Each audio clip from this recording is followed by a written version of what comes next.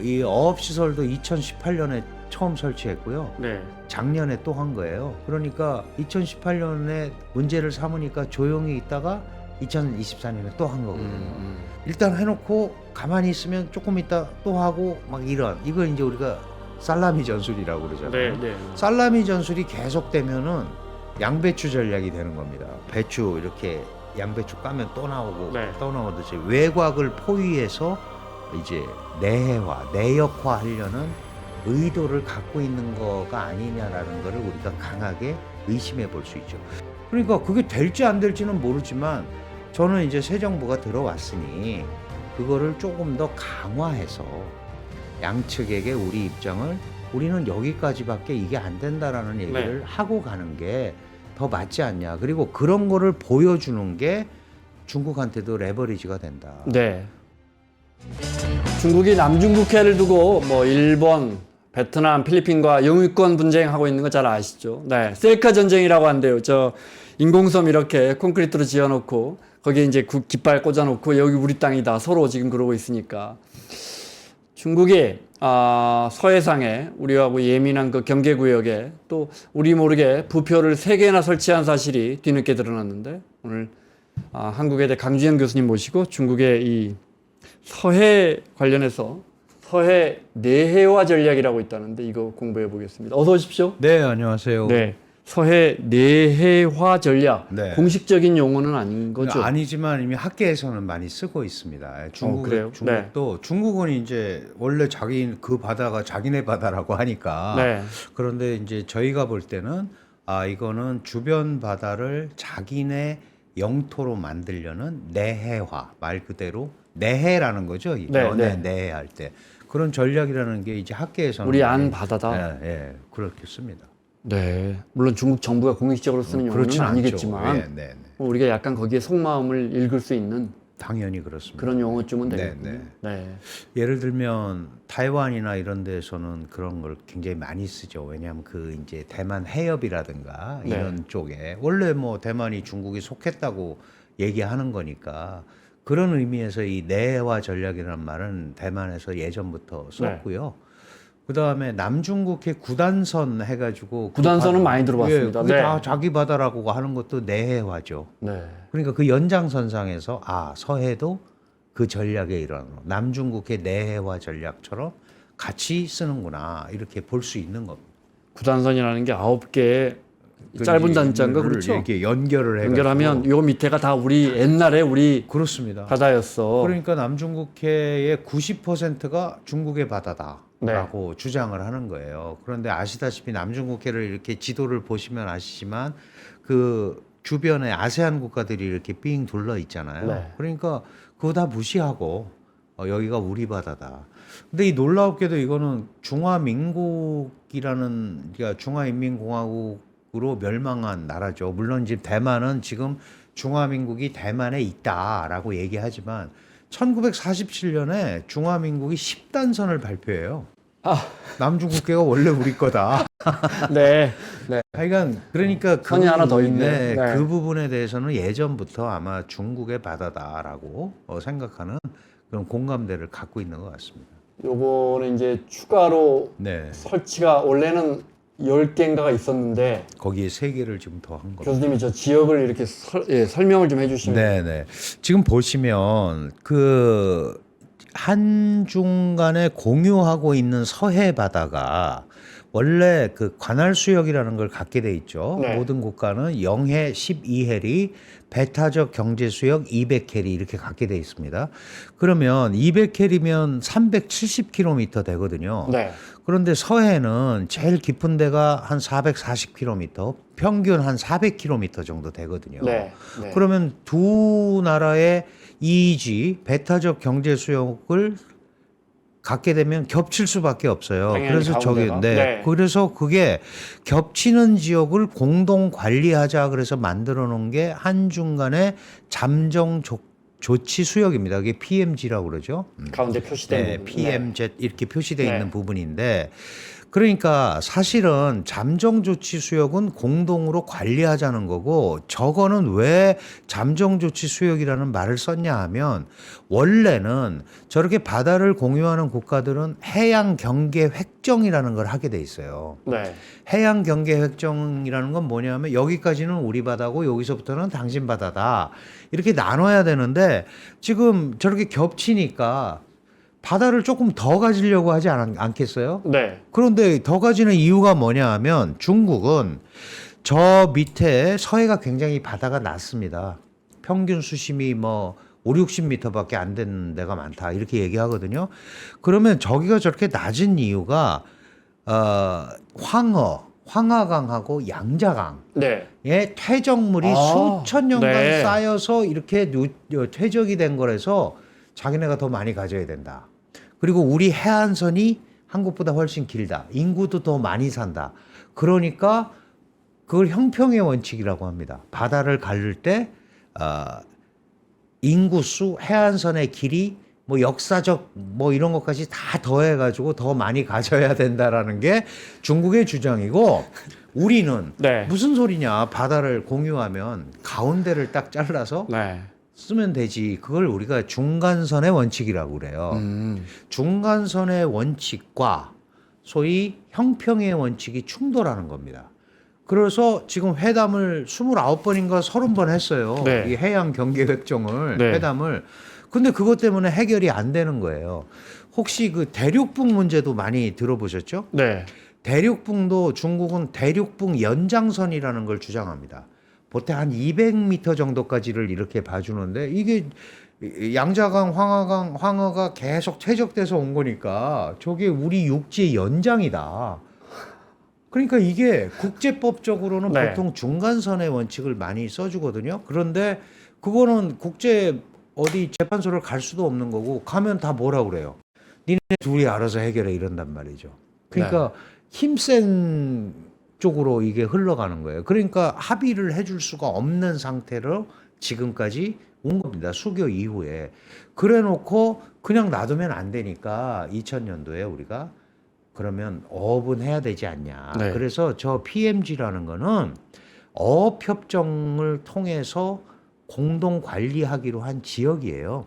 그러니까 저기는 네. 양측의 합의에 따라서 어업 활동과 항행 활동 이외의 거는 못 하게 돼 있는 거예요. 네. 근데 지난번에 보셨다시피 높이 70m, 직경 70m짜리의 대형 연어 양식 설비라는 구조물을 2개 설치했잖아요. 네. 그리고 지금 저 부표들도 지금 계속 저렇게 설치를 하고 있는 거거든요. 지금 11, 12, 13이 이제 네, 새로 드러난 만든 건데 거예요. 설치는 한 2년 전에 했는데 이번에 알려진 거예요. 거기다가 네. 보세요. 그 앞에가 이어도잖아요. 네. 이어도는 사실은 저기다 한중 잔뜩 갖다가 설치하고 있네. 예, 잠정 조치 수역하고 아무 관계가 없어요. 근데 저기는 보시면 아시지만 서귀포에서 147km밖에 안 떨어져 있습니다. 중국이 아니 여기는 잠정 조치구역에서 우리 쪽으로 더 가까워 13번 하나만 걸려 있고 그렇죠. 우리 쪽으로 가까워 이렇게 주장하면 우리는 뭐라고 해야 합니까? 근데 우리 EEZ는 걸리죠. 예, 당연히 그러니까 걸리겠죠. EEZ는 합의에 의해서 하게 돼 있어요. 네. 합의를 안 했잖아요. 그리고 그냥 합의에 설치하고 의해서.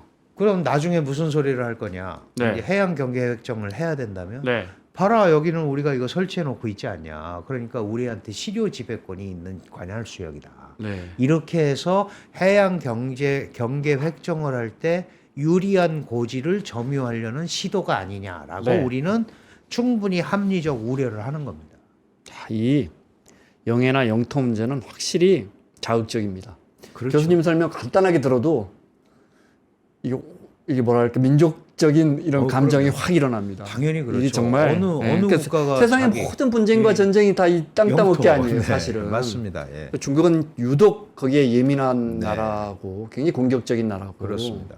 영토, 영해가 있고 여기는 이제 우리 바다, 예. 우리 국토인 거죠, 일종의. 예, 그게 12해리. 12해리까지. 네. 그다음에 이제 EEZ, 배타적 200해리. 경제 수역 네. 200해리까지. 네.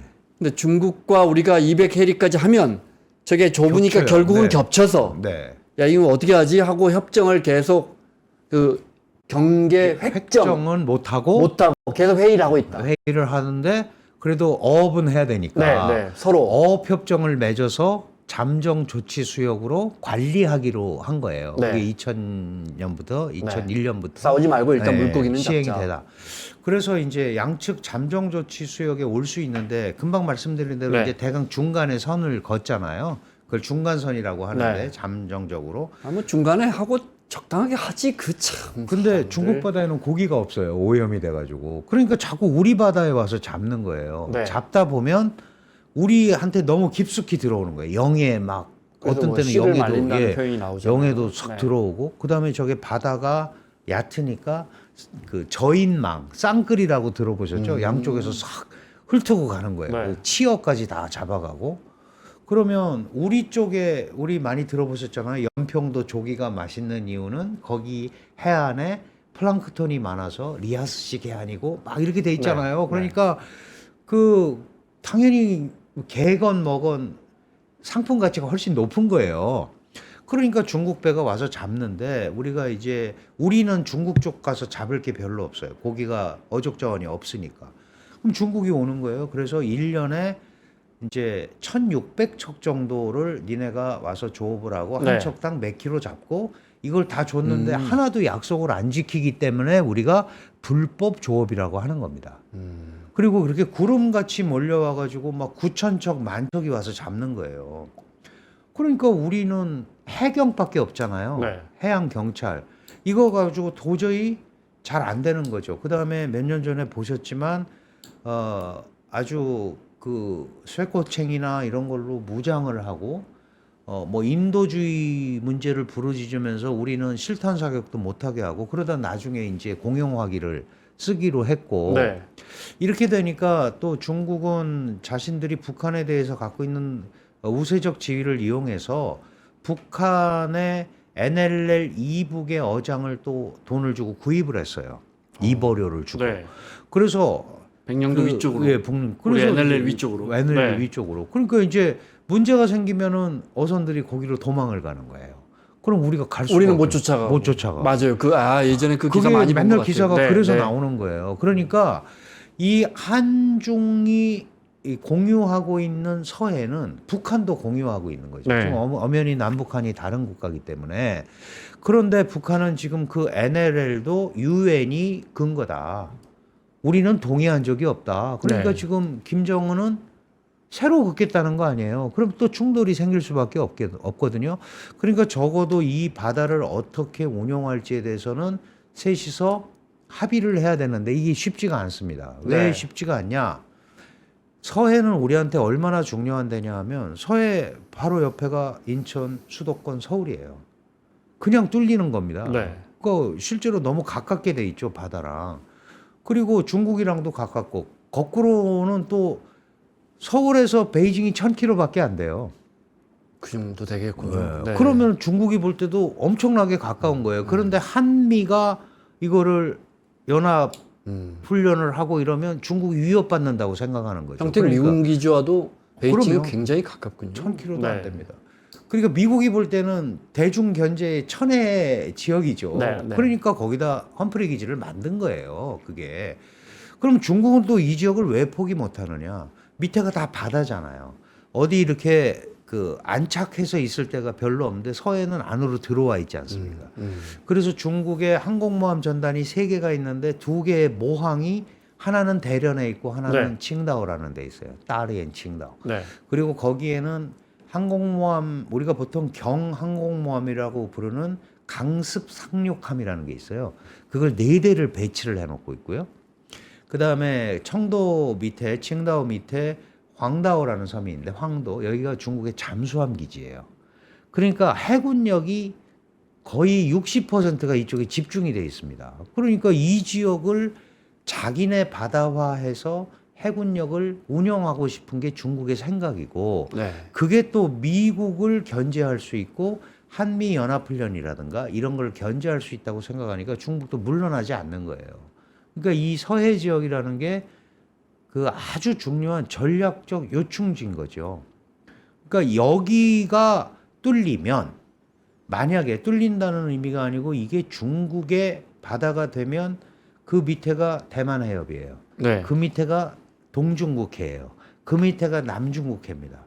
그러면 이제 이 다 분쟁 전체적인 지역이네. 흐름이 다 중국의 손아귀에 들어가는 거 아니냐. 이제 이렇게 되는 거죠. 이거는 미국의 서태평양 전략의 정면으로 대항하는 네. 게 되는 거니까.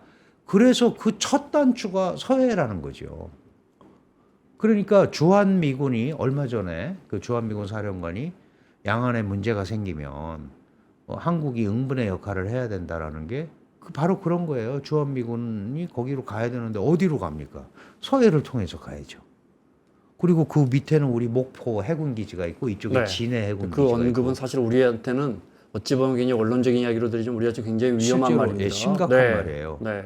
그러니까 그런 얘기를 할 한반도가 정도로 전쟁에 예, 참여하게 되는 거거든요. 예, 네. 그런 얘기를 할 정도로 그게 중요한 지역이니까 그런 게 안 나도록 하기 위해서 네. 우리가 거기에서부터 우리 스스로가 방비를 잘 해야 된다.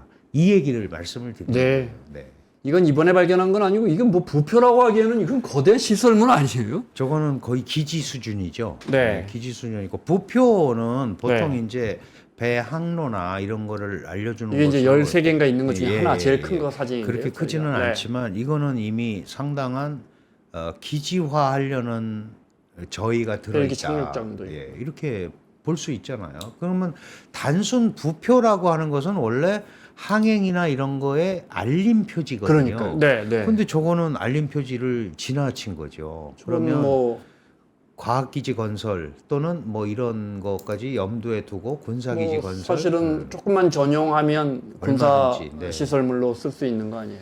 그러니까 부표라는 것도 보통은 이제 항행을 안내하거나 이런 네. 걸로 많이 쓰이는 거고 거기에 다른 걸 설치하는 경우는 사실 잘 없어요. 그런데 중국의 부표들은 보면 환경 탐측 시설이라든가 이제 이런 군사 과학 기술을 많이 적용을 해놓은 데가 많습니다. 그러니까 그런 부분들이 있다는 걸 우리가 알아야 된다라는 거죠. 네, 이제 지금까지 좀 무심했고 예를 들어서 이 사실은 신문이나 이런 데서 보도가 됐고 저도 3프로 예전에 그 얘기를 한 적이 있는 것 같은데 이 어업 시설도 2018년에 처음 설치했고요. 네. 작년에 또 한 거예요. 그러니까 2018년에 그때도 문제를 삼으니까 조용히 있다가 2024년에 또 한 거거든요. 그러니까 이게 일단 해놓고 가만히 있으면 조금 있다 또 하고 막 이런 이거 이제 우리가 살라미 전술이라고 그러잖아요. 네, 네, 네. 살라미 전술이 계속되면은 양배추 전략이 되는 겁니다. 배추 이렇게 양배추 까면 또 나오고 네. 또 나오듯이 외곽을 포위해서 이제 내해화, 내역화 하려는 의도를 갖고 있는 거가 아니냐라는 거를 우리가 강하게 의심해 볼 수 있죠. 중국은 계속해서 무슨 얘기를 하냐면 어쨌든 경계 획정이 되면 중간선의 잠정 조치 수역은 경계가 되면 어차피 자기네 바다다. 네. 그러니까 그건 무슨 상관없는 거 아니냐 우리 쪽에 하는 거니까 물론 그럴 수 있어요. 그러나 적어도 우리가 한중 어업 협정에 의해서 그 부분에 대해서 뭘 할 때는 해양 경계 획정이 되기 전까지는 서로 협의해서 한다라는 말이 분명히 있거든요. 네. 근데 그걸 안 지켰고 둘째 아까 124도 선을 기준선으로 임의로 선포하고 124도 30분이었던 여기를 넘어와서 지금 군사훈련도 하고 있단 말이에요. 얼마 전에 항행 금지를 며칠 걸었어요. 그게 저 그겁니다. 지역에서요. 네, 네, 네. PMG 네, 아까 그 맞습니다. 선에서요. 그것도 제가 반칙이죠. 오기 전에. 그러니까 우리가 군사훈련 할 거니까 너희 배랑 비행기 여기 며칠 동안 다니지 마. 네네. 그거는 우리가 서로 같이 관리하는 구역인데. 네, 그러면 뭐 통보해줄 의무는 없지만 거기서 네. 하는 것도 원래 안 맞는 거고 왜냐하면 기본적으로 아니, 누가 봐도 의도적으로 와서 하는 당연히 거잖아요. 그렇게밖에 왜 그 생각- 넓은 바다에서 거기서 해요? 그러니까 그렇게 생각할 수밖에 없고 이미 124도 선에서 그러니까 30분 차이가 70km 정도 되거든요. 사실 70km면 엄청나게 큰 바다잖아요. 네, 그러니까 네. 그 안에서 훈련을 할 수 있죠. 그거야 뭐 하지 말라는 법은 없지만 그러나 우리가 저 지역은 어업과 항행으로 쓰고 네. 지하자원 탐사나 이런 것들은 전혀 하지 않기로 잠정 조치 수역을 정해 놓은 건데 그거를 위반하고 하는 일이 벌어지고 있고 그 다음에 그 양식 시설이라고 하는 것들도 아시잖아요. 중동에서 했던 폐시추선 설비를 갖다가 놓은 거란 말이죠. 그러면 장기적으로 자원 탐사와 군사적인 어떤 그 설비 이거를 네. 병행하려는 게 아니냐라는 합리적인 의문을 우리는 제기하는 거예요. 그래서 4월 23일 날 한국에서 제3차 해양 대화라는 게 열렸어요. 한중 해양 대화. 그때 우리가 얘기를 했죠. 당신들이 저런 시설을 열 몇 개 설치하려는 걸로 알고 있다. 그랬더니 아니라고 그랬습니다. 그리고 해양 경계 획정이 맺어지기 전에는 저런데 저런 거 안 하기로 우리가 잠정 조치 수역을 했으니 거기에 설치된 거는 당신들 영해로 퇴거 조치해라. 근데 그것도 안 하기로 한 거예요. 네. 그러면 어업시설이라고만 우기면서 그러면 조사라도 하게 해줘야 될 거 아니냐. 조사도 거부하고 대치하는 형국이 벌어졌단 말이죠. 그렇다면 이건 명백한 군사적 의도를 가지고 하는 게 아니냐고 우리는 충분히 얘기할 수 있는 거예요. 일본은 그 센카쿠 거기에 그 부표 크기가 얼마나 되는지 모르겠지만 강하게 계속 항의해서 중국이 그 설치한 걸 치워갔다고 하더라고요. 맞습니다. 예. 그거는 또 이제 우리하고는 좀 다른데요. 네. 어쨌든 그 지속적인 더 기분 나쁜데요. 예, 이거 그게 누구는 왜 치워주고. 그러냐면 거기 센카쿠 열도는 기본적으로 대만과 일본의 충돌 지역이에요. 그런데 이제 중국이 대만은 중국의 분할할 수 없는 영토의 일부분이고 네. 대만의 관할권이 중국에 있으니 거기에 부표 설치하는 거는 안 된다라고 일본이 얘기를 하니까 가지고 나간 거죠. 그거는 대만과 일본 우리하고는 좀 다른 예, 이야기군요. 좀 달라요. 그래도 저걸 계속적으로 얘기를 해서 해야지. 제가 이 말씀을 왜 드리냐 하면 이제 상식적으로 생각하기에는 우리도 대응해서 하면 되지. 근데 그렇게 하면 그거를 기정사실화해 주는 게 있단 말이죠. 그러니까 최대한 퇴거 조치와 당신들 영해로 가지고 가라 이거를 계속 문제를 삼으면서 네. 얘기를 해야 돼요. 근데 그거를 사실은 우리는 무슨 문제가 생기면 그때 막 반짝했다가 사실 잘 안 하잖아요. 그러면 이제 최악의 경우에는 우리도 하는 수밖에 없지만 지금 말씀하신 대로 그런 얘기들을 분명하게 해야 되고 특히 이제 새 정부가 들어섰으니까 중국은 지난번에 계속 한국이 윤석열 정부에 대한 거는 너희는 미국과 짝짝꿍이 되고 일본을 끌어들여서 우리를 견제하려는 거 아니냐. 이것 때문에 그랬단 말이죠. 그러면 이제 새 정부가 들어섰으니까 새 정부 입장에서 이런 것들이 한중 관계를 저해한다. 그러면 당신들도 뭔가 여기에 대해서 그 방향성을 잡아줘야 네. 될 거 아니냐. 이런 얘기를 우리가 할 수 있는 거죠. 아우, 네. 매우 중요한 지적이신 것 같아요. 왜냐하면 사실 레버리지가 생겼잖아요. 그렇죠. 우리가 미국과의 관세 전쟁을 하면서 또 미국이 중국과의 우리보다 훨씬 더 큰 관세 전쟁을 하면서 우리가 어느 쪽에 뭐 손을 들어줄 수는 없지만 우리가 이렇게 무게 중심을 조금씩 움직이는 우리만의 협상력이 있는 거 아니에요. 그렇죠. 예. 그걸 협상하는 과정에서 교수님 말씀처럼 얼마든지 얘기할 수 야, 있습니다. 근데 니네 이런 건 뭐냐? 이게 이야기할 수 있는 것 같은데 지난 정부에 이게 지금 저희가 이야기하고 있는 세계 추가 부표가 2023년이라면 맞습니다. 예. 그러니까 윤석열 정부에서 교수님 보시기엔 이거 몰랐다고 생각하시는 거예요? 알았지만 이것저것 복잡한데 제가 볼 때는 완전히 몰랐을 리는 없을 것 같아요. 네. 없고 사실은 그 부표라는 게 작은 것도 아니고 어느 정도 알았고 보라고 띄워놓은 거잖아요. 알았고 네. 제가 알기로는 외교부 같은 데서도 항의를 했을 거로 압니다. 아는데 중국이 거기에 대해서 뭐 치워준다거나 이런 얘기는 안 했고 그거를 계속 끌고 온 거죠. 그러다가 이제 이렇게 이번에 이제 백일하에 네. 이제 그런 것들이 밝혀지고 대한민국이라는 데는 민주국가고 우리가 요번에 선거 과정이나 어쨌든 회복력을 가지고 이렇게 왔잖아요. 그러면 레버리지가 있는 거예요. 말씀하신 대로 우리가 국민들을 설득하지 못하면서 외교 정책을 하기는 굉장히 어렵다. 그러니까 얼마든지 양측에 우리의 입장을 얘기할 수 있는 거거든요. 예를 들면 트럼프 대통령한테도 트럼프 행정부한테도 한국이 있음으로 해서 북한도 견제하고 그다음에 당신들이 얘기하는 중국 견제에도 우리가 그럼요. 네. 서 있을 수 있고 네. 북로 때문에 러시아 견제도 우리의 의도와 관계없이 그런 포스팅 역할을 할 수 있다. 그러면 한국의 전략적 가치가 있는 거잖아요. 그러면 그런 부분들은 조금 더 꼭 레버리지로 쓴다 이런 게 아니고 우리의 입장을 개진하는데 훨씬 더 적극적으로 나설 소지가 된다라는 네. 말씀을 드리는 겁니다. 예. 그 스프레틀리 이런 데 보면 그 중국이 하도 이 인공섬을 만드니까 필리핀인가 베트남도 따라서 만들더라고요. 네네. 그래서 그 용토가 지금 뭐 그렇습니다. 여의도의 몇 배다 합치면 네, 네. 뭐 이러고 있더라고요. 제가 앞서 오프닝에서 말씀드린 것처럼 뭐 셀카 전쟁이라는 제가 칼럼도 본 적이 있는데, 네. 우리도 이렇게 하면 어때요? 우리도 그러니까. 좀 조그만하게 만들어 놓고 아까 말한 그 PMJ 이 지역에 우리도 좀 만들어 놓고 우리 좀 유치하긴 하네요. 이야기하다 보니까 아니, 우리도 어업용이다, 과학 예. 관측용이다 이러면요. 필요하면 해야죠. 그런데 우선은 그런 것들이 가져올 중국한테 폐해가 있다라는 것을 설명을 하고 네. 안 받아들여지면 우리도 해야 돼요. 사실은 안 할 수는 없잖아요.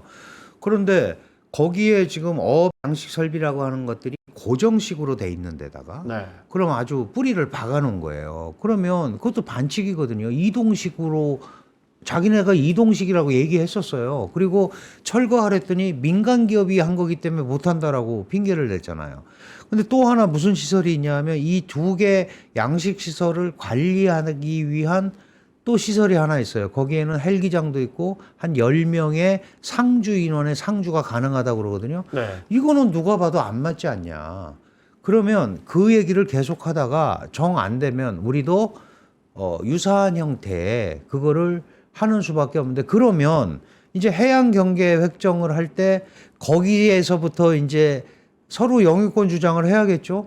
그러면 우리도 더 나가서 하려고 할 거고 여기도 네. 더 나가서 하려고 할 거고 그러면 이제 문제가 좋은 해법은 아니에요. 좋은 해법이 네. 아닌 거죠. 왜냐하면 우리가 해양 경계 획정 전에 그 PMG라는 거는 어업협정에 의해서 만들어진 거기 때문에 그거와 해양 경계 획정이 또 네. 겹쳐져서 이상해질 수도 있기 때문에 그거는 지금 이제 외교력이나 이런 걸 발휘해서 저는 사실은 이 지금 우리 새 정부가 봉착한 제일 큰 문제가 중국은 한국이 과거보다는 더 이상 미국으로 경사 안 하겠다는 생각을 하고 있고 그래서 민주당 정부가 들어서기를 이래저래 이제 공식적으로 표현은 안 했지만 하고 있었던 걸로 알고 있고 그렇다면 거기에 대한 흐름을 조금 이제 구하려고 하지 않겠어요? 그런데 제일 큰 문제가 뭐냐 하면 기본적으로 지금 한중 간의 감정이 국민 감정이 너무 안 좋아요. 이런 것부터 풀어나가야 그래야 한국도 중국한테 이 국민 감정 문제가 해결이 안 되면 네. 우리가 이 새 정부가 새로운 전략을 짜는데 굉장히 어렵다. 이 얘기를 하고 이런 것부터 좀 풀어나가려는 노력을 네. 양 정부가 해야 됩니다. 그러면 이런 것들이 또 장기적으로 보면 미국한테 또 레버리지가 되는 거거든요. 미국이 지금 당연히 한미동맹이 근간이고 네. 북한의 위협 때문에 우리가 중국과 좀 네. 가까워지려는 움직임이 보이면 그럴 수밖에 없죠. 그런데 워낙 지금 트럼프의 관세 정책이라는 게 좌충우돌로 가고 거의 모든 나라가 피해자처럼 돼 있으니까 그런 부분에 대해서도 우리도 우리 목소리를 내면서 가겠다라는 의지를 또 중국한테 되든 안 되든 노력을 하고 있다라는 걸 보여준다면 중간에 분명히 그 전보다는 좀 공간이 조금 더 있지 않을까 이제 그런 생각을 해보는 거죠. 트럼프 대통령이 집권한 다음에 시진핑 정부가 우리한테 상당히 우호적으로 네. 스탠스가 많이 바뀌고 있잖아요. 네. 그 우리 원식 그 국회의장 갔을 때도 뭐 경주 맞습니다. 에이펙 온다고도 우리 경주 에이펙이 올해 11월인가 그럴 겁니다. 네, 10월 말입니다. 그 하고 그러니까 시점으로 보면 상당히 우리를 압박할 때 세운 거고 시점만 놓고 보면 지금 분위기에서는 교수님 말씀처럼 우리가 정말 제대로 합리적으로 이야기한다면 중국 입장에서는 또 우리에게 당근 하나를 주는 거니까 못 이기는 척하고 또 치워줄 수도 있는 거 아닌가 싶어요. 그 사실은 이제 외교라는 게 이제 상대가 있는 거고 네. 또 배경이라는 게 있어서 한마디로 말씀을 드릴 수는 없지만 적어도 트럼프 대통령의 당선에 대비를 중국은 많이 했고, 그래서 사실은 바이든 행정부 때 그 여러 가지 대중 압박 정책, 물론 그때는 이제 전략 물자에 관한 네. 것들만 때렸어요. 그럴 때도 작년 그게 5월이잖아요. 이럴 때 중국이 리창 총리를 한일중 3국 정상회담에 보냈단 말이죠. 네. 사실 그때부터 한중 관계를 좀 우호스럽게 끌고 가보겠다라고 한 거예요. 그런데 아시다시피 지금 부표라든가 이런 건 그 전에 이미 다 설치를 했고, 그걸 하는 와중에도 2024년 작년 4월에 5월 달에 리창 총리가 왔는데도 또 그 두 번째 양식 설비를 했단 말이에요. 네. 그러니까 영토 문제와 이거를 중국은 분명히 구분을 하고 있는 거죠.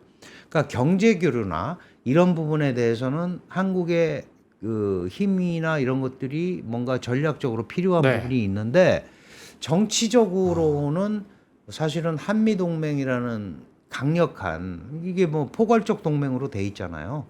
이렇게 돼 있다 보니까 거기까지는 못 건드리고 경제 교류 활성화 쪽으로만 이걸 좀 많이 끌고 가는 것 같아요. 제가 볼 때는. 그렇지만 정치와 경제가 분리될 수 없고, 지금 지경학이라는 말을 쓰는 게 그런 거잖아요. 단순하게 지정학적인 어떤 이것뿐만이 아니고 훨씬 더 복잡한 관계들이 얽혀 있거든요. 특히 미중 간의 갈등은 결국은 미국 중심의 공급망 구축, 또 하나는 중국 중심의 공급망 구축.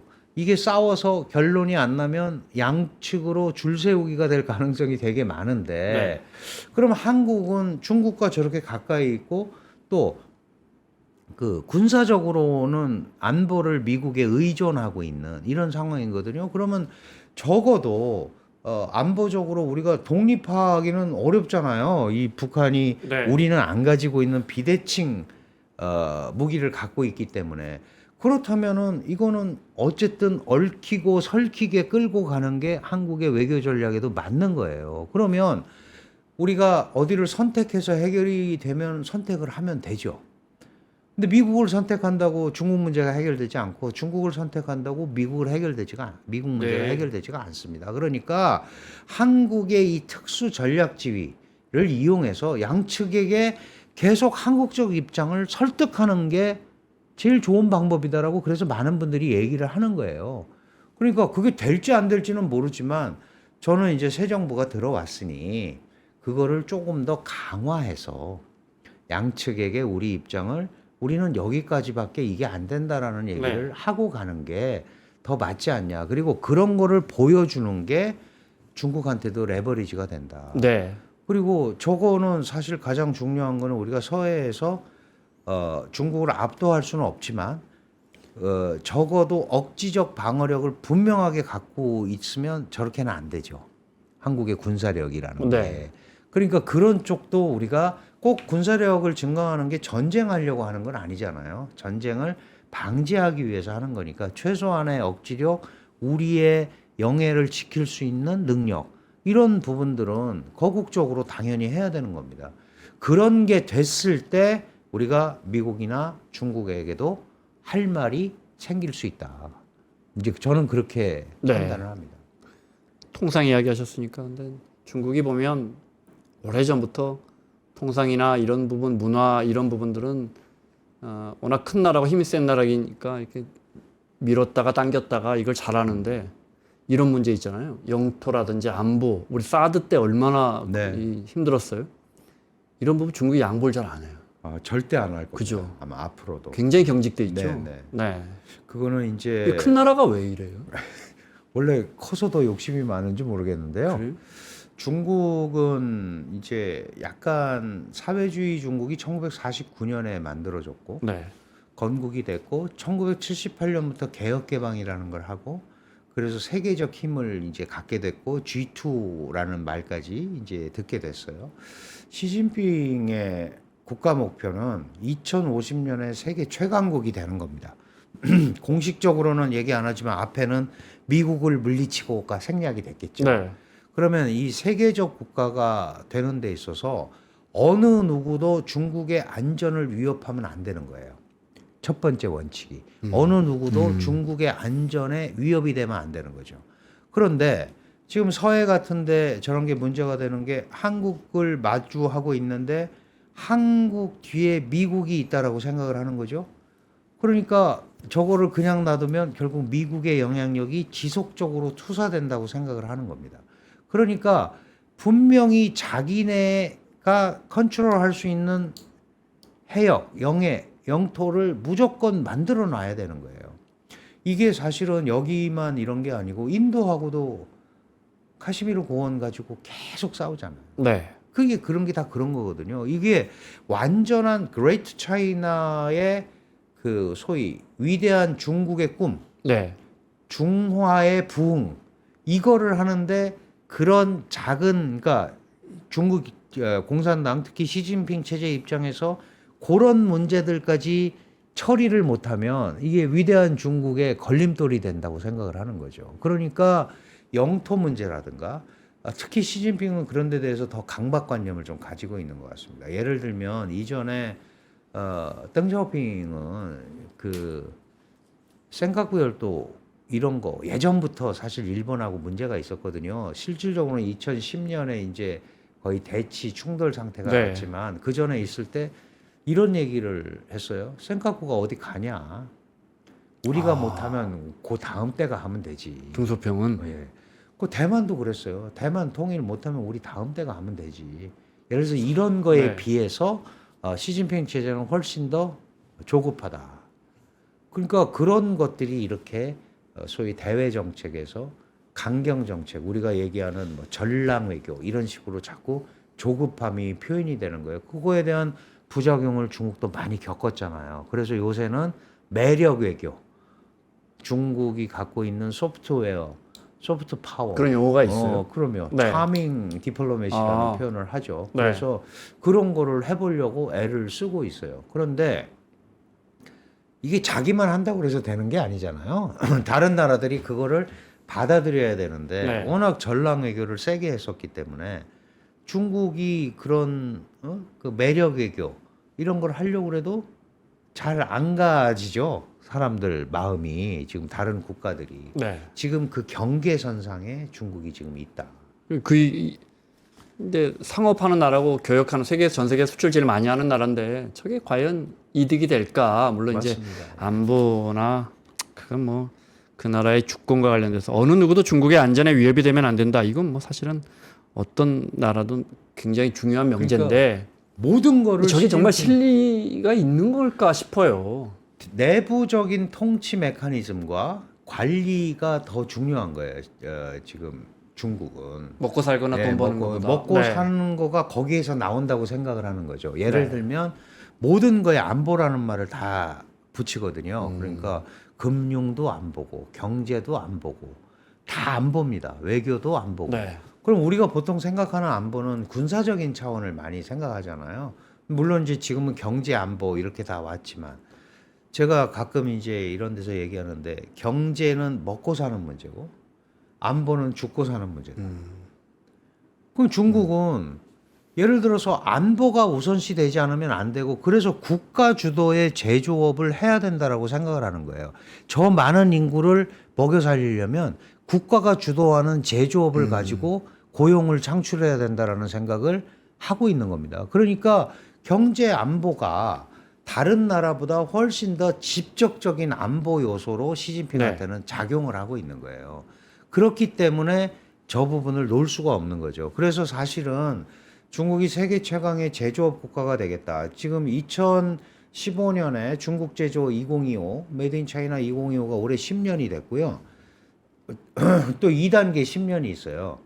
그 3단계 10년. 그때 되면은 세계 최강의 국가가 되겠다는 거고 2단계 10년의 목표가 뭐냐 하면 유수한 제조업 국가. 예를 들어서 독일, 일본, 한국 같은 제조업 국가의 선두군. 예를 들면 이제 주로 반도체라든가. 그래서 지금 2단계 메이드 인 차이나는 반도체에 집중이 됩니다. 지금 이제 곧 나옵니다. 그 계획은 윤곽이 거의 잡혀가는데요. 네. 거의 나왔고 이제 발표를 할 건데 결국 이런 식으로 흘러가거든요. 그러면 이 국가 주도 제조업을 하겠다고 선언을 했고, 그거는 이제 독일 인더스트리 4.0 모델입니다. 뭐 일본도 자기네 발전 모델 했고 그랬는데, 독일은 국가가 과학 기술을 국가가 지원해서 개발해서 하는 전략으로 가겠다. 그게 독일 인더스트리 4.0인데 네. 중국도 그걸 똑같이 따라가고 있어요. 그래서 대량의 보조금을 주고 움직이는 겁니다. 이 부분은 국제사회에서 보조금 줘서해서 반칙이고 과잉 생산이고 이런 얘기를 많이 하지만 지금 이제 중국은 WTO 체제 이런 거 뭐 무력화돼 있는데요. 예, 뭐. 무시하고 네, 정부 보조금 이거를 해야 고용이 창출이 된다고 생각을 하는 거예요. 그걸 하는데도 지금 안 돼서 실업률이 높잖아요. 그러니까 뭐가 맞는지는 모르지만 적어도 시진핑 체제는 이 부분을 국가 주도의 제조업을 통해서 끌고 가야겠다라고 생각을 하는 거고, 그 부분에 문제가 생길 수 있는 부분은 절대 안 된다라는 게 중국의 주장이니까 결국은 모든 게 안보와 연결돼서 가는 거고, 그거를 하기 위해서 대외적인 군사적인 이런 안보가 당연히 있어야 되는 거고, 그래서 원래는 중국의 경제 발전을 지킬 수 있을 만큼의 군사력을 갖는 게 중국의 군사적 목표라고 얘기했었어요. 그런데 이게 이제 시진핑 체제에 들어오면서 약간 그 힘을 투사하기 시작한 거죠. 대외적으로 투사하기 시작하면서 중국의 힘으로, 중국의 역량으로 중국의 길을 가겠다. 모든 게 다 중국이에요. 그러니까 민족주의를 자극하는 거죠. 네. 그러면서 그런 면에서 이제 영토라든가 이런 데 대해서 더 강력한 그 소위 드라이브 정책을 걸고 있는 거다. 그런 게 결국은 미국도 자극해서, 물론 미국 안에서의 문제도 있어서 이 공급망 재평이 시작됐지만 중국의 그런 공격적인 아까 말씀하신 그런 전략 외교가 시작되면서부터 갈등이 심화되고, 그렇죠. 제가 예전에 읽은 책 중에 제국이 지속적으로 가려면 뭐 화폐가 유통돼야 되고 뭐가 뭐 중앙 집권이 유지돼야 되고 인접국들과 화친해야 한다. 맞습니다. 예. 예를 들어 우리가 미국이라는 제국을 봤을 땐 미국이 뭐 나쁜 짓도 많이 했지만 주변 뭐 캐나다, 호주는 말할 것도 없고 일본, 한국 뭐 수많은 나라들이 그 나라를 좋아했잖아요. 지원을 받고 맞습니다. 같이 네. 생존해서 지금까지 온 거 아니에요. 맞습니다. 많은 득을 봤죠, 사실은. 근데 중국 옆에 있는 제법 굵직굵직한 나라들은 어느 나라 하나 중국은 별로 국민들이 좋아하는 따르질 나라가 않죠. 예, 없습니다. 맞습니다. 예. 네, 베트남, 뭐 인도네시아, 말레이시아, 인도, 파키스탄 뭐.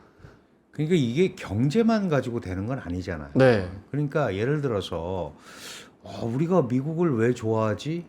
미국이라는 나라가 그 제공한 시스템이 합리적이고 네. 그나마 그게 우리를 발전시켰다라고 생각을 하기 때문에 그렇게 가는 거예요. 근데 중국은 경제적으로 내가 제조업의 40%를 장악을 하고 있고 1대1을 통해서 우리 돈을 공급하고 그러면 다 내 말을 듣는, 내 밑에 와서 내 말을 들어라라고 시스템을 공급하거나 이러지 못하면서 그걸 너무 강력하게 밀어붙이니까 그게 반발을 사는 거거든요. 그러면 이렇게 가면은 지도국이 되기가 굉장히 어려운 거예요. 그럼 지금 중국이 예를 들어서 인민폐도 국제화하고 싶어요. 인민폐 국제화하고 싶어서 달러 패권 같은 기축통화도 만들어 보고 싶은데 또 제조업에서 물건도 팔아서 흑자를 내고 싶어요. 네. 이게 두 마리 토끼 잡기를 중국식으로만 자꾸 하려고 그러면 여기에 대해서 공감을 할 수 있는 나라가 과연 몇 개가 되겠느냐. 지금 사실 트럼프도 약달러에서 제조업 해가지고 그 돈도 벌고 안 되잖아. 달러 패권도 해보고, 그 사실은 지금까지 해온 게 제조업은 남한테 맡기고 우리가 금융을 네. 동원해서 금융을 미국 국채를 사게 해서 이렇게 하나로 간 거잖아요. 그런데 중국은 지금 그걸 다 하려고 그런단 말이죠. 그러면 거기에 동조할 국가가 과연 얼마가 있을까? 이거를 중국도 심각하게 생각을 해야 돼요. 그러니까 인민폐를 국제화 시켜서 지금 사실 며칠 전에 우리와 거래하는 국가들이 수출 대금은 이전에 인민폐가 25%를 강제 할당을 했어요, 기업에. 네. 근데 그걸 지금 40%까지 올리라고 그런 거예요. 그럼 이제 우리 같은 나라가 대표적으로 인민폐로 결제를 하도록 제일 가까이서 당할 수 있는 나라고, 또 거기에는 중국으로부터 수입하지 않으면 안 되는 특수 원자재들, 희토류 이런 거는 인민폐로 결제해 그러면 결제할 수밖에 없는 거죠. 이런 구조로 그러니까 이것마저 약간 강압적으로 가잖아요. 그러니까 우리는 미국한테도 지금 여러 가지로 당하고 있는데 중국마저 그러면 우군을 삼을 수가 없잖아요. 그 제가 언제 여기서도 말씀드렸는데 아까 제국을 운영하려면 주변하고 뭐 이래야 네. 된다는데 중국도 제국을 운영해 본 국가인데 주변 국가는 자기 빼고는 다 오랑캐입니다. 옛날부터. 저희 동이 우리는 저희 동이족이고 동이잖아요. 큰 남남쪽, 말을 쓰는 민족. 북적, 서융 네. 다 그게 오랑캐융, 오랑캐만, 오랑캐이예요. 자기네가 경험을 해봤습니다. 이게 그래서 지나치게 제국이 압박을 하면 오랑캐들이 뭉칩니다. 이걸 오랑캐들의 합창이라고 하거든요.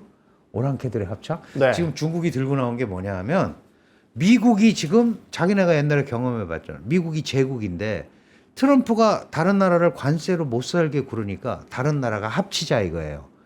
그러니까 미국이 자기네가 했던 옛날 중화 제국이고 다른 나라들이 다 오랑캐야.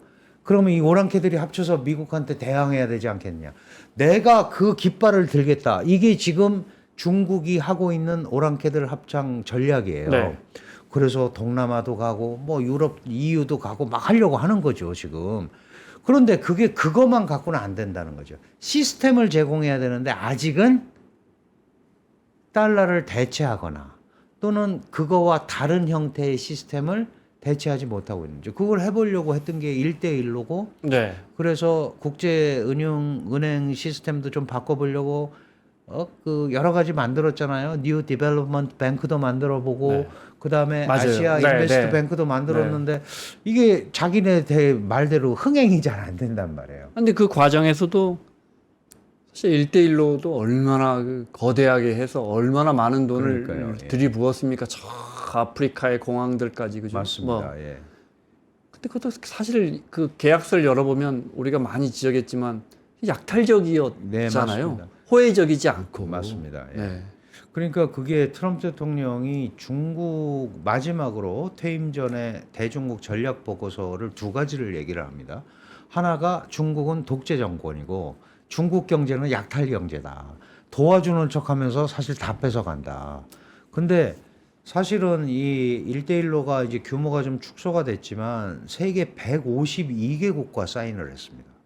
전 세계 나라가 200개인데 네. 그렇게 많이 뻗친 거예요.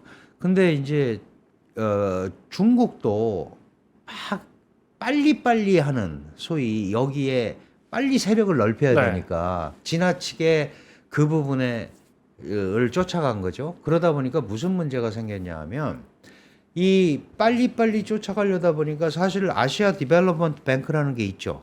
네. 아시아 ADB. 그 ADB 거기는 이 정권이 독재 정권인지 아닌지 이 돈을 가지고 민주적으로 쓸 건지 이런 걸 다 계산하고 줬어요. 네. 근데 AIIB라는 이 아시아 인프라 네. 이 투자은행은 돈 빌린다 그러면 안 빌린다 그래도 막 쓰라고 준 거예요. 그러니까 그 중에 상당히 많은 데가 그거를 정치 자금으로 이용하고 독재 정권에서 쓰고 경제 정책을 실패하고 그러니까 못 갖게 되잖아요. 그러면 자연스럽게 그 지역을 중국이 이자 못 갚았으니까 또는 원금 못 갚았으니까 그 운영권을 내가 갖겠다. 이런 식으로 접근을 한 거예요. 그러니까 자연스럽게 약탈 경제가 된 거잖아요. 그러면 중국이라는 데가 내가 깃발을 들고 오랑캐들의 합창을 한번 해서 미국의 저 불합리한 저거를 깨보겠다고 그러는데 그러면 당신은 뭘 줄 거냐. 여기에 대해서 1대1로나 이런 데를 겪은 나라들은 네. 못 믿겠는 거죠. 저거 그냥 따라갔다가 이런 지금 상황이 바로 중국이 봉착하고 있는 상황입니다. 그러니까 중국이 정말 세계적 국가가 돼서 뭔가를 하려면 이런 걸 제공할 수 있는 시스템을 제공할 수 있는 뭔가를 끌어내야 되는데 네. 그거가 지금 쉽지가 않은 그러니까요. 그런 네. 상황입니다. 교수님 말씀처럼 근데 마음은 급하고 미국은 위에서 누르고 네. 패권 국가가 되려면 하여튼 뭐 잘은 모르지만 아까 지금 교수님 지적하신 그 부분이 제일 와닿는 것 같습니다. 예, 그렇습니다. 이렇게 사람도 애티튜드가 태도가 제일 중요한데 제가 스리랑카 한바토탕 가봤거든요. 네, 네, 취재 네, 때문에. 네. 뺏긴다 아닙니까? 네. 국민들이 왜 그렇게 중국을 싫어하냐? 교수님 말씀하신 것처럼 계약을 해요. 근데 그 매달 한 3조 원인가? 3조 원이면 우리 돈으로 스리랑카 그렇죠. 뭐 우리 돈 한 30조, 100조 정도 갇힐 겁니다. 그 나라 워낙 가난한 나라라. 그때 독재 정권 무너지고 나서 계약서 열어보면 그 다음 정권이 들어서 계약서 열어보면 엄청난 고금리에 그렇습니다. 하고 30년 후에 니네 못 갚으면 우리가 조차한다. 네. 뭐 이렇게 딱 이면 계약서 딱 중국이 해놓은 거예요. 그러면 이제 그게 알려지면 그 나라 국민들은 이제 중국한테 이를 득득 가는. 그렇습니다. 당연히 그렇습니다. 네. 뭐 건설해 주는 것 같은데 결국 자기들 위해서 하는 형태가 되는 거고. 네. 예를 들어서 그 이제 WTO 뭐 IMF 이런데 국제 금융에서 빌리는 그 이자율이 뭐 3%, 1에서 2% 정도. 네. 뭐 지금은 좀 올랐을지 좀 올랐지만 모르겠습니다. 예전에는 네, 1.5%, 2% 그렇습니다. 이랬어요. 네. 그런데 4.5%, 6%씩 받았단 말이죠. 네. 그러니까 지나고 나니까 그건 도저히 갚을 수가 없는 그 거기에 이 수요 예측 계산도 잘 안 돼 있는데 그러니까 이건 의도적으로 이 지역을 지배하기 위해서 그런 거 아니냐라는. 네. 그러니까 지금 중국은 그런 부분에 대한 불신 이런 부분들을 최대한 아니라는 거를 보여줘야 되는 단계예요. 네. 그래야 정말로 중국이 미국과 맞선다면 그들의 과학기술 산업 클러스터 이게 있으니까 우리는 버틸 수 있다 그러는데 지금 지적하신 대로 마음이 가야 되잖아요. 내가 중국하고 같이 가면서 뭔가를 해봐야겠다는 마음이 들어야 되는데 중국은 충분히 했다고 생각하지만 많은 국가들이 아직 중국은 그런 거를 우리한테 제공하지 않는다고 얘기를 하기 때문에 문제가 되는 거죠. 그러니까 그런 부분에 대한 얘기들을 네. 중국이 풀어나가야 되고 한국 정부는 그런 것들을 최대한 뭐 악마는 디테일에 있다고 그러지 않습니까? 미국과 중국하고 뭐 합의하고 협상하지만 미국이 가려운 데가 있고요. 중국이 가려운 데가 있어요.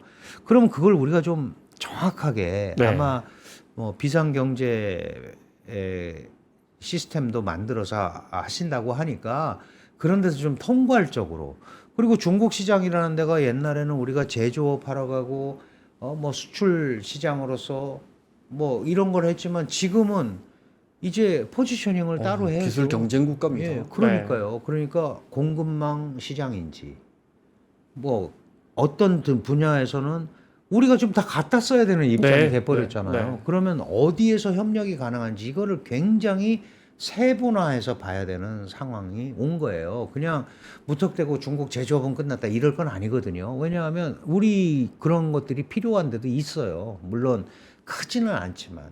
그래서 지금과는 다른 형태로 중국 시장을 접근을 하는 거가 필요하고 마찬가지로 미국에게도 그런 얘기를 우리가 충분히 할 수 있어요. 지금 벌써 나오지 않습니까? 반도체 공급 자꾸 중국에 하면 그러면 세컨더리 보이콧을 네. 하겠다. 뭐 이런 얘기도 나오잖아요.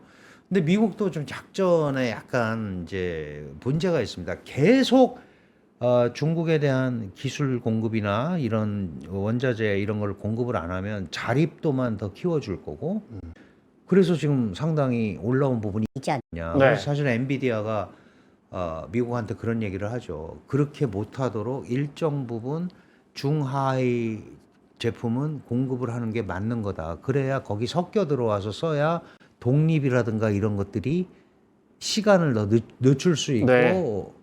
더 갈 수 있다. 이런 얘기들을 하거든요. 그러니까 그런 부분에 분명히 시간 조절이나 이런 게 있고 우리가 또 그런 부분에 대해서 기여할 수 있는 부분도 있을 수 있다. 이런 생각을 당연하죠. 잘 네. 모르지만 찾아보면 저는 있을 거라고 생각을 합니다. 네.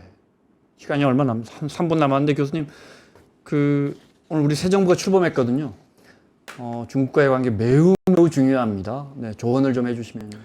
네, 뭐 이미 우리가 옆에서 다 지켜봤을 거고 그 전 정부부터 이 한중 관계가 특히 사드 이후에 네. 굉장히 경색이 됐고 그게 작년부터 조금 이제 풀어지려고 그러는데 이제 그런 기대를 했죠. 그런데 지금 뭐 서해 어업시설이나 부표 문제라든가 또 이런 게 나옴으로써 감정들이 또 굉장히 안 좋아지고 있는 이제 그런 상황이에요. 그런데 정부는 원래 이제 정부가 해야 될 일이 있지 않습니까? 그렇다면 한국이 가지고 있는 이 상황을 중국과 허심탄회하게 얘기를 해야 돼요. 당신들도 이렇게 하면 한중 관계가 더 좋아지는 걸로 가기가 어렵다. 왜냐? 우리는 국민을 설득해야 된다. 네. 그리고 이걸 가지고 당신들과 얘기를 해야 우리가 대미 레버리지도 생기는 건데 이거를 딱 막아버리면 중국이 가장 싫어하는 한미동맹 강화, 한미일 삼각공조 강화로 갈 수밖에 없다. 그러면 그런 공간에 대해서는 적어도 우리가 그게 문화든 아니면 경제든 양국 국민 감정을 다스리는 방법이든 이런 쪽에서부터 분명하게 시작을 해야 된다. 네. 그리고 한국이 가장 어려움을 겪고 있는 거가 북한과의 관계다. 그럼 이 부분에 대한 큰 그림이 북핵을 완전히 비핵화하는 게 어렵다. 그러면 관리할 수 있고 그런 부분에 대한 방향성이 있어야 우리가 움직일 수 있는 거지. 그거는 나는 모른다. 조선과 미국 간의 문제다. 조선과 미국은, 북한과 미국은 북핵 얘기하는데 네. 한중은 왜 북핵 얘기를 못 하느냐. 이런 것들도 이렇게 하면은 더 관계가 진전된 관계가 가기가 어렵다라는 얘기를 이제 테이블 위에 올려놓고 할 때가 됐다. 그런 것들이 한중 관계를 처음에는 껄끄럽게 보일 수 있지만 할 말을 하면서 가는 형태가 한중 관계에 훨씬 더 네. 장기적 차원에서 긍정적으로 작용할 거다. 이렇게 저는 판단을 합니다. 알겠습니다. 마무리하겠습니다. 오늘 한국외대 강주현 교수님 모시고 우리 서해 부표 관련해서 서해 내해화 전략, 중국 정부의 공식 전략이 아니니까 중국 정부의 속마음쯤이라 할까요? 내해화 전략 공부해봤습니다. 교수님 오늘 고맙습니다. 네, 감사합니다.